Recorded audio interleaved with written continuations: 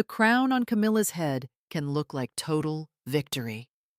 Under Buckingham Palace light, diamonds flash around a queen who stands at the center of the present reign. Then the room changes. Princess Anne watches in uniform, still as discipline itself.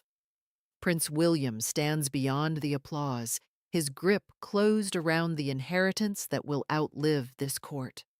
The staff strikes stone, and the sound cuts through the cheers.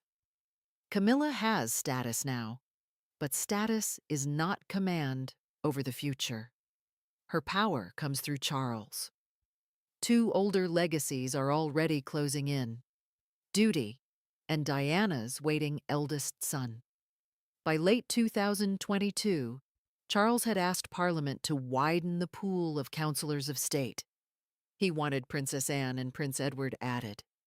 The change looked administrative, but it showed which working royals the palace wanted available when the sovereign was abroad or unwell. Counselors can carry out core functions of the crown, from privy council business to receiving ambassadorial credentials. They do not replace the king, but they can keep the machine moving when his body cannot. Charles sent the formal message to Parliament with the face of a monarch managing shortage inside a slimmed monarchy. Working royals were fewer, health and age mattered, and the state needed dependable hands. The crown needed trusted substitutes, not decorative witnesses to ceremony. Inside that wider list, 3 names matter for this story. William stands there by bloodline, Anne through service, and Camilla through marriage to the king.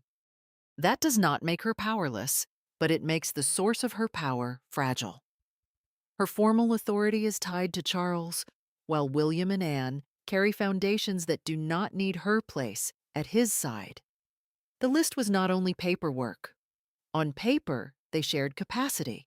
In origin, they belonged to different orders of legitimacy entirely. The imbalance was visible before conflict began. The paper hierarchy becomes weaker when the court circular turns into a ledger of work. By 2025, a reported annual tally based on the court circular carried its own message. Princess Anne was listed with 478 engagements. Camilla was listed with 228. The gap does not need insult to make its point. Anne outworked the queen by more than 2 to 1. The fairest reading still matters. Camilla is a consort, not the heir, and much of her public role is tied to supporting the king or appearing beside him. Some engagements are joint, some are ceremonial, and numbers alone cannot measure every private duty.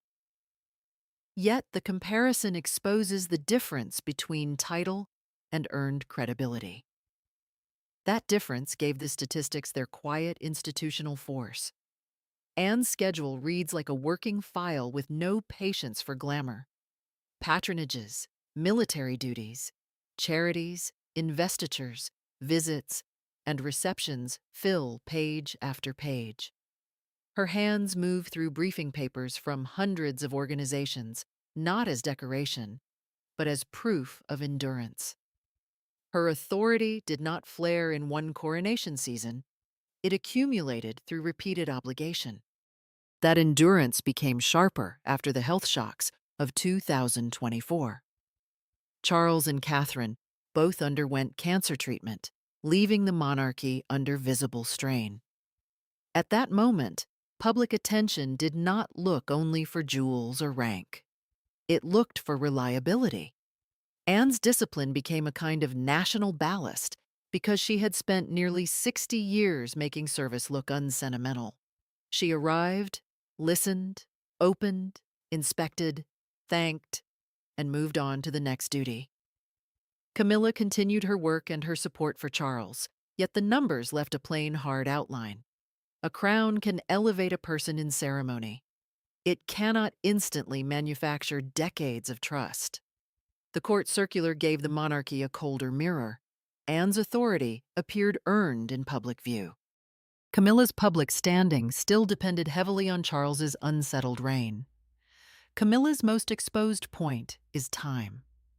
Her constitutional place is tied to Charles as husband and king.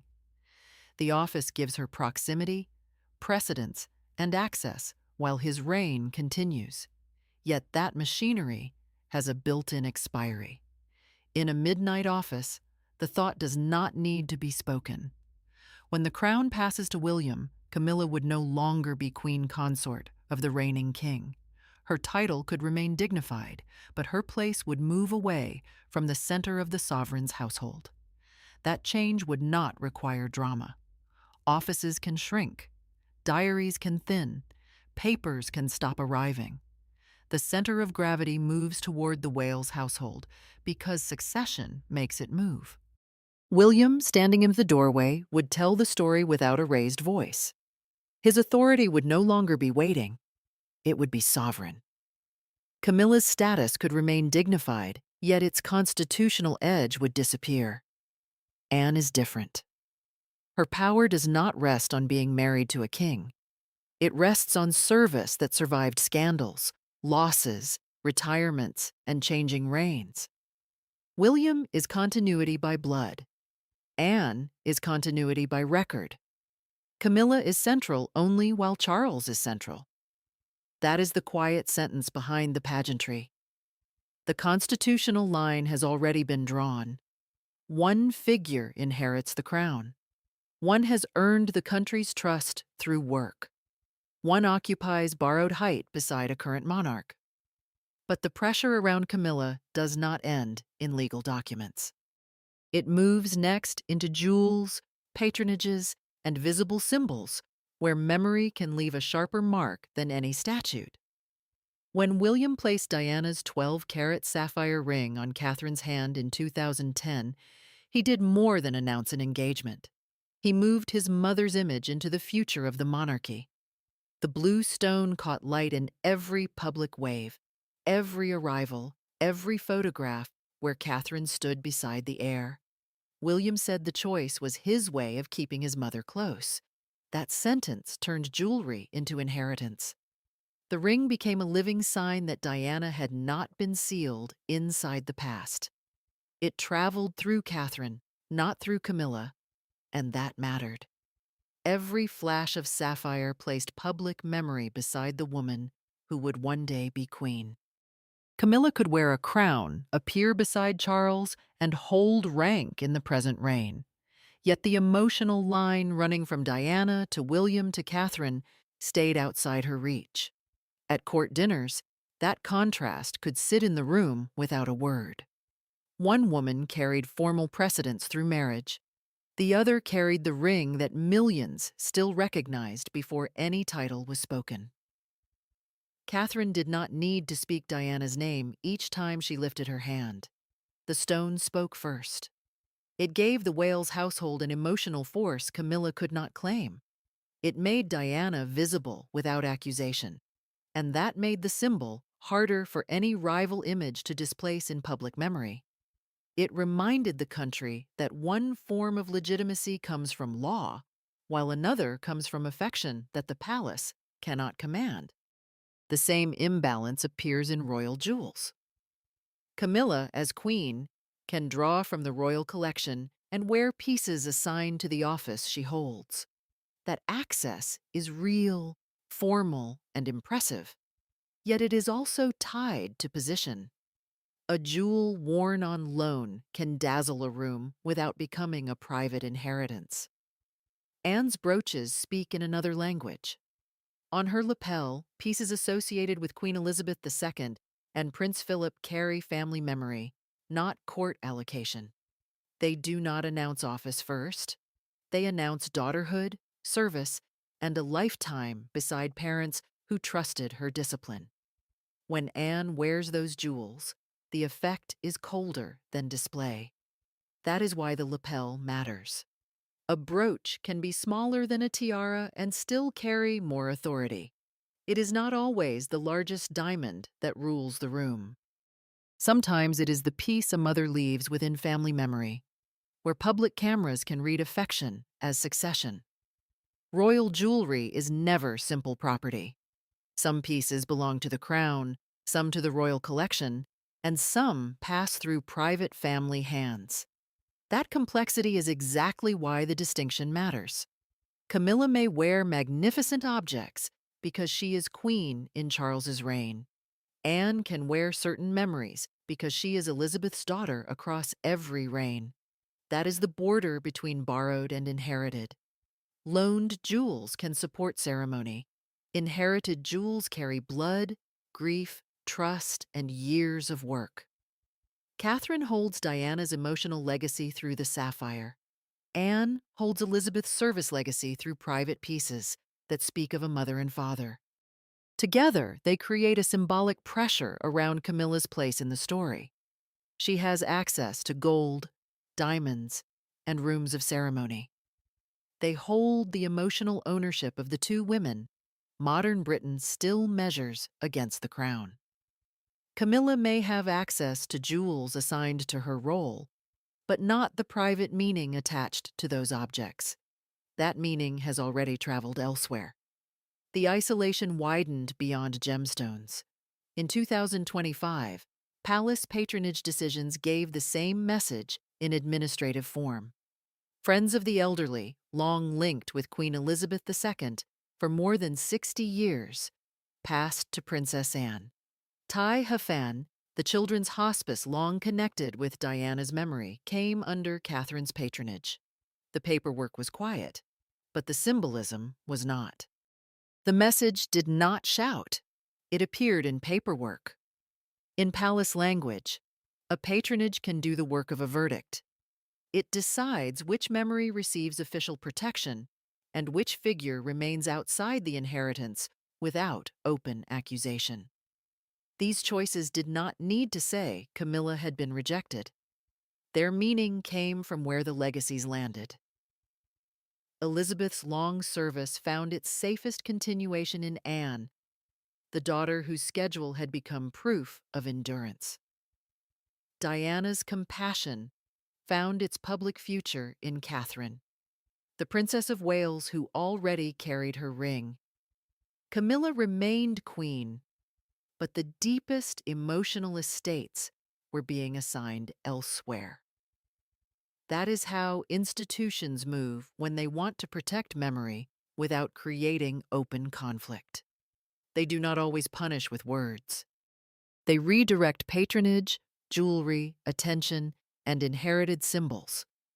By 2025, two lines of legacy had converged without placing Camilla at the center. Anne carried the old queen's discipline. Catherine carried Diana's unfinished tenderness. The future royal image could stand without Camilla as its emotional anchor. After symbols, the struggle moves to harder ground: money, estates, and the quiet removal of influence. In 2023, the Duchy of Cornwall accounts carried one of the quietest shocks in the new reign. The estate had passed from Charles to William the moment Charles became king, bringing with it assets valued at more than £1 billion. Under Charles, Annabel Elliot, Camilla's sister, had received interior design work from duchy-linked projects across 19 years. Under William, the line changed. The payment recorded for her services fell to nil. The word sat there with the force of a closed door, small enough for accountants, sharp enough for courtiers. It showed that the new duke would read inherited arrangements as records, not obligations. The page did not accuse anyone, because it did not need to. Under pale office light, nil became a sentence written in accounting language. The change could be described as independent management, not personal revenge, and that distinction matters. A new Duke of Cornwall was entitled to decide how his estate was run, yet the institutional message was still severe. William would not automatically continue arrangements that had grown around Charles and Camilla. Money had moved from sentiment into audit. The Wales household now controlled the economic pen, and the Queen's family network no longer received the same protection from duchy money. The cut looked administrative on paper. In royal life, administration can be the cleanest form of power. It was not a shouted rejection. It was a ledger entry that reminded everyone where the future balance sheet now lived. Ceremony gives Anne a different weapon. At the Order of the Garter procession, green velvet, white plumes, and slow music can make hierarchy look ancient rather than personal. The order is one of the oldest chivalric institutions in Britain, and its rules do not bend for a difficult household mood. Anne was appointed a Royal Knight of the Garter in 1994. Camilla entered the order in 2022. Nearly 3 decades stand between those dates. That distance matters because garter ceremony can make seniority visible. Anne's place in the order reaches back to 1994, while Camilla's came much later. In that setting, Anne carries the weight of longer service without needing to outrank Camilla in every royal context. In St. George's Chapel, the procession can show what coronation rank cannot fully erase. Anne belongs to an older layer of royal service, and her place predates Camilla's final elevation. The trumpet note may sound ceremonial, but the order beneath it is simple arithmetic. 1994 comes before 2022, and protocol remembers. The image is quiet but merciless. Anne appears in the robe of a royal knight, carrying decades of duty. Camilla appears within the same ancient order through a later appointment. This is not open humiliation. It is protocol doing its work. A queen consort may carry a higher household title, but ancient orders preserve their own memory. They remember who was trusted first. They remember who stood inside the institution before the title wars were settled. Anne's advantage is not charm, popularity, or temporary closeness to the throne. It is 30-year seniority turned into ritual. Combined with William's financial control, that seniority narrows the space around Camilla from 2 sides. William controls the duchy now, before the next reign begins. That control already shows how inherited arrangements can change before he even becomes sovereign. Garter protocol supplies the ceremonial proof that long service can carry weight even beside sudden elevation. One pressure comes from money, the other comes from time. Together, they make Camilla's present rank look less like permanent command and more like authority granted by the current reign. Highgrove makes the economic imbalance personal.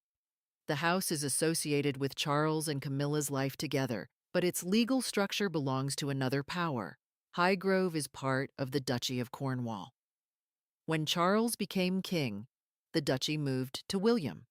That placed Highgrove inside an estate now controlled by the future monarch, even while the home remained emotionally tied to his father and stepmother. The arrangement is not folklore. Charles pays rent to the duchy to continue using the property. A lease can preserve access, but it also reveals dependence. The iron gates may carry memory, gardens, and domestic comfort. The paperwork says the ground belongs to the Wales-controlled estate. That is the hard edge. A home can feel private while remaining structurally conditional under royal property law. For Camilla, Highgrove is not inherited sanctuary. It is land held through another legal structure and through Charles's continuing life and arrangements. A lifetime lease can sound secure until the life named in it becomes the limit. When Charles dies, her position changes again, and every residence question moves under a different royal atmosphere. The title, Deeds and Accounts, already show the harder truth. Highgrove is not Camilla's private inheritance. Money has been cut, land has been circled, and the new generation has shown it can govern the royal machine through ledgers, leases, and rules. After that, the struggle leaves private gates and moves outward, where global authority must be earned before the watching world. After ledgers and leases came a different test of royal weight. The test was not held in a palace drawing room. It appeared under the gray sky of Kyiv, where war had turned diplomacy into physical risk. Princess Anne arrived there at 75, representing the crown in a place where every movement carried security meaning. She met President Volodymyr Zelensky and supported humanitarian work for children and families affected by the war. The visit placed service in its hardest form, not glamour, not balcony presence, but duty carried into a high-risk setting. Anne has always understood that monarchy survives through work others would rather avoid. In Kiev, that old code became visible again. No grand costume was needed.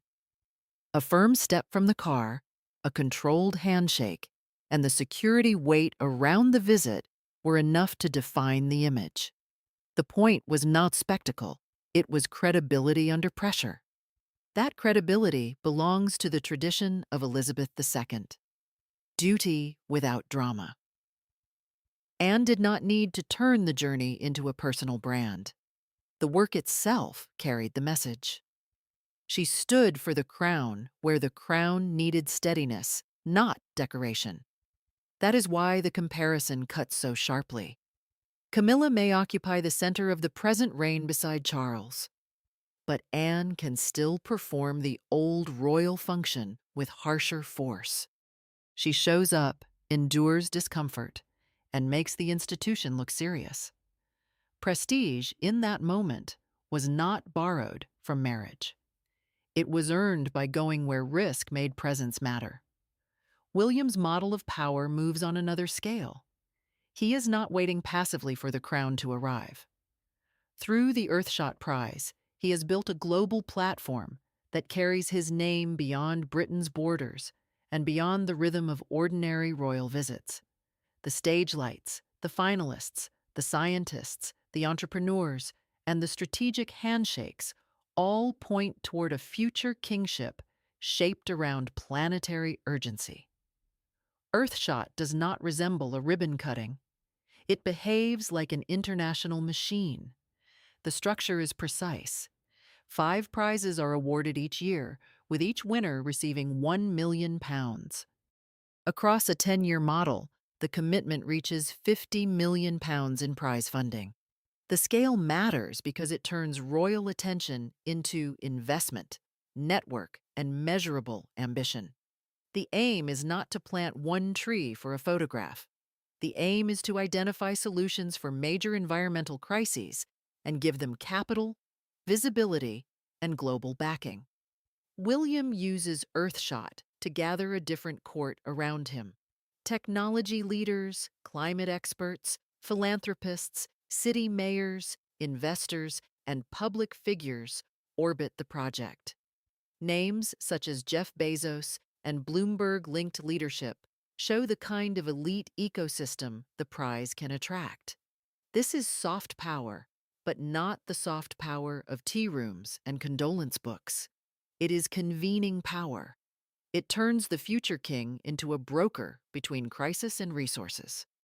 That is what separates William's platform from traditional royal patronage. Many royal engagements preserve continuity. Earthshot tries to build consequence. The prize allows William to speak as heir, environmental advocate, and future sovereign without waiting for the throne. It gives him a public identity that does not depend on Charles and does not need Camilla at its center. The contrast is quiet but severe. Camilla's strongest role remains tied to the present king and domestic ceremonial support. William's strongest project travels outward, toward governments, innovators, and global audiences. The monarchy of the next reign is being designed in public, under bright lights, while the present consort's influence stays bounded by ceremony. Beside that future stands Catherine. Her role as Princess of Wales carries a title loaded with memory, yet her image belongs to the next generation. She is wife to the heir and mother to 3 direct heirs. That places her at the visual center of continuity. When she appears in public, the monarchy's future arrives in human form: marriage, children, recovery, discipline, and controlled warmth. Cameras do not need to be instructed where to turn. Her position already pulls them. Catherine also carries Diana's emotional inheritance without speaking it every time. The sapphire ring remains visible, but the deeper force is institutional. As Princess of Wales, she holds the place that Diana once made emotionally unforgettable. When she supports children's health and family-focused causes, the connection becomes even harder to ignore. She can stand in the present while allowing the public to feel a line running backward and forward at once. That line does not require direct confrontation with Camilla. Catherine does not need to take space from the Queen. Her role already belongs to the future, while Camilla's belongs to Charles's reign. One woman represents the consort who arrived after decades of conflict. The other represents the Queen consort still to come, connected to the heir and to the children who will follow him. On the balcony, that distinction sharpens. Camilla may stand near the king, but Catherine carries the next image. No secret conspiracy is needed to explain the shift. Anne performs duty in dangerous places. William builds a global environmental platform. Catherine embodies the next dynasty with Diana's memory close at hand. Each person is doing the role assigned by history, bloodline, and work. Together, those roles pull the monarchy toward the Wales future, leaving Camilla less central with every public frame.